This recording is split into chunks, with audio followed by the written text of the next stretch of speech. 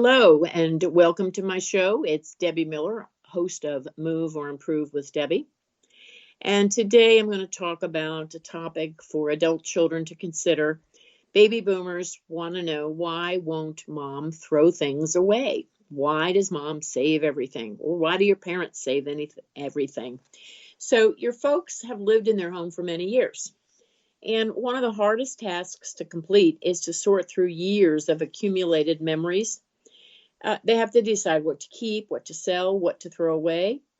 And I really think that there's a difference between what I call accumulating things versus hoarding things.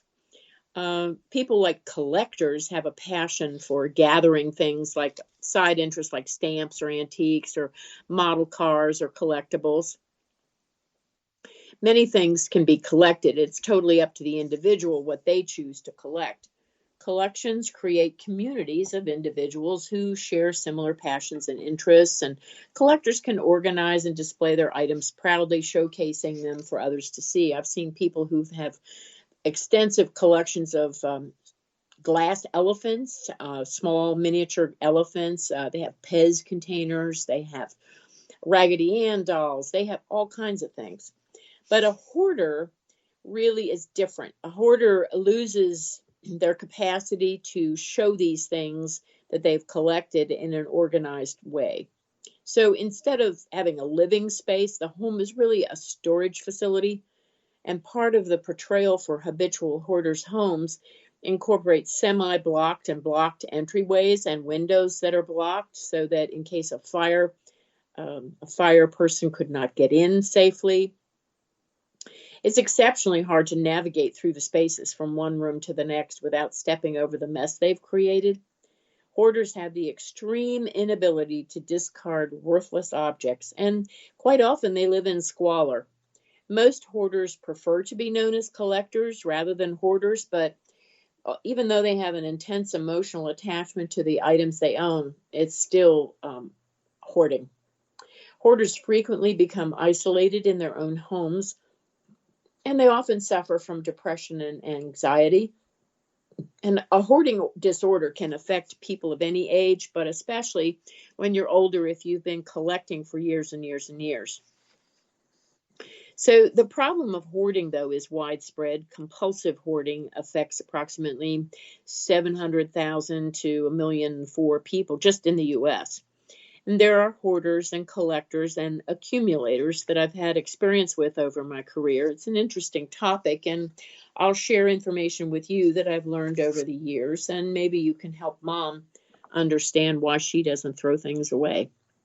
Now, a hoarder is not the same as a pack rat or a closet clutterer or a collector or an accumulator, as I sometimes will call them. Compulsive hoarding is an anxiety disorder that consists of much more than keeping extra papers and magazines around or collecting CDs. A severe case of hoarding will interfere with the person's ability to cook, clean, bathe, or sleep. So instead of being able to take a shower, the hoarder must first remove the piles of stuff that they've stored in the shower. Compulsive hoarding is often considered a form of obsessive compulsive disorder, or OCD. And between 18 and 42% of people with OCD do experience some compulsion to hoard. However, it's possible people without OCD can show signs of hoarding as well. The compulsion to hoard often starts during childhood or teenage years and gets more severe as the hoarder reaches adulthood and older age. It's really a fear of throwing something away rather than collecting or saving it. Some people collect postage stamps, or they collect rare stamps or foreign stamps or stamps from certain countries, things like that. But hoarding, if a hoarder thinks about discarding an item, it triggers anxiety. And so, therefore, to relieve the anxiety, they hang on to the item rather than having to deal with it. Many hoarders are perfectionists. They're afraid of making the wrong decision about what to keep and what to throw out, so they keep everything. They have difficulty making decisions, especially with their possessions. They assign too much value to their possessions, which then makes it difficult for them to get rid of things. And then they get sad about whether or not to give something away. After all, they might have to use it in the future. I've had clients who hoard food, they hoard money, craft supplies, jars, newspapers, magazines, mail, books, clothes, balls of string that get larger. Uh, I've run into all of that. I once had a gentleman whose dining room had no table or chairs, but it was loaded from floor to ceiling on one wall with cans of canned vegetables, canned fruit. Another wall had floor to ceiling laundry detergent stacked up just in case he needed it. And it could be that they've lived through the Depression, or items were rationed or scarce, or you better save it in case you ever need it. And sometimes, too, it can be triggered by a tragedy or a bad event during their childhood, and it makes them anxious. Because hoarding is a symbol of mental illness. It's really an anxiety disorder. The hoarder collects items that seem useless to everyone else, and they're unable to get rid of anything, which in turn causes distress. Hoarding doesn't happen overnight. It starts out small. Perhaps today's information in the newspaper may be something they want to keep for future reference, or they think that if they toss it in the trash, then the hoarder will regret throwing it out and keeps it just in case. Hoarders often have an intense sense of responsibility or fear of making a mistake. But just because somebody has a lot of books doesn't mean that they're a hoarder. Hoarders have more stuff in their homes than other people do. And it's okay to have like a catch-all drawer or a closet for extra stuff. But if the stuff starts to take up 2 or 3 rooms or more, then it can become a problem. Because hoarders can't seem to throw things out. Throwing something out causes the anxiety, so the possessions take over their living space. The couch becomes a resting place for books and papers instead of guests. A small portion of the bed is for the hoarder to sleep in. The shower or tub is often a resting place for magazines and stuff. Instead of throwing things away, the hoarders will move piles from place to place, and then they don't have to make a decision. And it's not unusual to have hoarding run in a family. It may be accompanied by depression, social anxiety, bipolar disorder. Many people with compulsive hoarding tendencies can identify another family member who has the problem as well. Compulsive hoarders rarely recognize that they have this problem. They can be difficult to control. Compulsive hoarding usually doesn't respond to medication as well as other kinds of OCD. Cognitive behavioral therapy may be more effective for a compulsive hoarder rather than medication, especially if it involves a therapist going to the hoarder's home so the hoarder can develop habits to declutter not only the home but their life. And as I said, hoarding is often a result of a traumatic event like divorce, bankruptcy, the death of a loved one can trigger a hoarding mentality.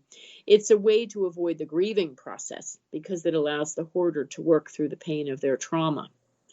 And people who often hoard isolate themselves from interacting with people in the outside world. So if a senior's children and grandchildren move or don't visit as often, the hoarder will seek solace in belongings instead of other people. So what's normal? How do you know if your mom is a hoarder or not? Well, an average person has a relatively clean, orderly home. An uncluttered home has doors, windows, and pathways that make the house accessible. Plumbing, electrical, appliances, heating and cooling, and ventilation are all working properly. There's no visible signs of pests. And the rooms in the home can be accessed easily and are used as they are intended. There's no evidence of mold. And a number of times I've been in houses where you go in the basement and a window was left open without the person knowing that it was left open. Rain comes in, mold starts to spread, the spores get all over everything, get into the ductwork, and then they can't breathe and they wonder why they feel sick. So there's distinct levels of hoarding. So first, there's a mild level. It's just piles of clutter, pathways and doorways are obstructed. Windows might be blocked, which does prevent easy opening and for a fire or ambulance person to be able to access the house in case of emergency. Some appliances may be broken. A home can be cluttered and not well organized, but it still isn't a fire hazard. There may be some clutter around a door or entrance or pathway. The air conditioning may not be fully functional or an appliance may not work properly, but the amount of clutter may prevent a room from being used for its intended purpose. And general cleaning is not evident because there's too much stuff to move. But a more serious level of hoarding shows mounds of clutter piling up in pathways and doorways and windows. Often there's non-working plumbing or electrical or heating and air conditioning. The chance of fire is increased because outlets are blocked, flammable materials are in the way, and there may be structural damage due to water seepage or some other issue that hasn't been corrected. And there are often serious deferred maintenance issues that arise.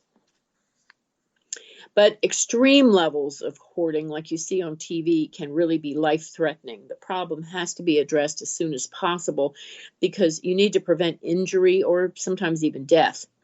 If something in the house were to catch fire, it would be very difficult, or if not impossible, for firefighters to access the home to save the life of the person inside.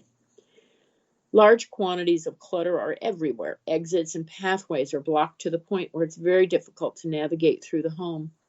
And there's often, as I said, there's mold issues, which of course gets into the ventilation system, causes serious respiratory problems. And it's not uncommon to find serious vermin infestation and food is rotting or it's past the use-by date. When advanced hoarding situations exist, paper piling up can often become a serious issue. They save newspapers, they save magazines, bills, letters, and more. The papers can be stacked very high and they're unstable. So if the hoarder loses their balance, they can cause the paper to fall or even crush or harm the hoarder. And too much paper like that, it attracts pests like bugs or rodents that like to make their home in the piles. And these pests then cause health problems and may bite the hoarder. And neighbors can be affected when the pests leave the hoarder's home and travel next door to forage for food.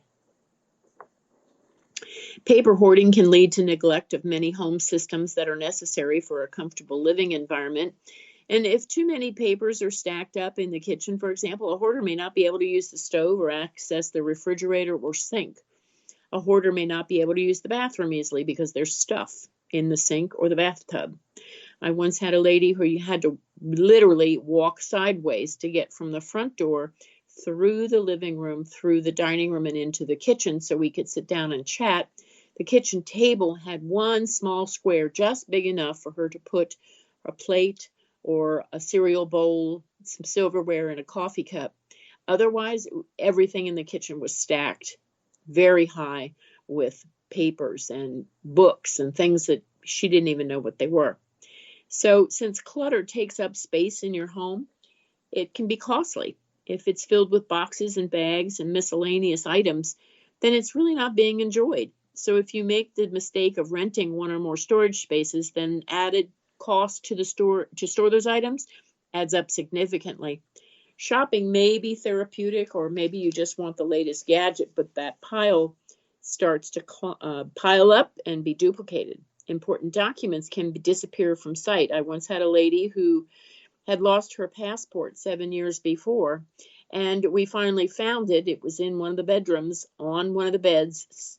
It had gotten lost in between stacks and stacks of travel magazines and articles about traveling to places where she thought she might want to go, but she couldn't find her passport. So after 7 years, we found her passport, and because so much of the information that she was saving for future reference was outdated and now available online, we threw away most of the magazines. Another issue is if bills are buried in a pile of papers, and you don't pay them, you can damage your credit score and have a late fee or a penalty. And it's just unsanitary. And respiratory problems can result as well. And you're more likely to be injured.